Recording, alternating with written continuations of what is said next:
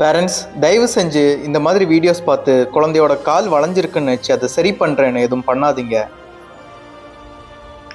கால் உள்நோக்கி வளைஞ்சிருக்கிறது 2 வயசு வரைக்கும் உள்ள குழந்தைகள்கிட்ட நார்மலாக காணப்படுற ஒரு விஷயம். இதை ஃபிசியாலஜிக்கல் ஜெனு வேரம்னு சொல்லுவாங்க. இது எதனால் வருதுன்னா, அம்மாவோட வயத்தில் அவங்க இருக்கிற டைமில் அந்த ஒரு பொசிஷன்னால் கால் வளைஞ்ச மாதிரி தெரியும். அவங்க வளர்ந்து வர்ற டைமில் அது நார்மல் ஆகிரும். ஸோ பேரண்ட்ஸ் அதை பார்த்து பயப்பட வேண்டாம். அது அவங்க நார்மல் க்ரோத்தில் ஒரு பார்ட். பெயின் இருக்காது, அவங்க நடக்கிறதுக்கு எந்த ப்ராப்ளமும் இருக்காது.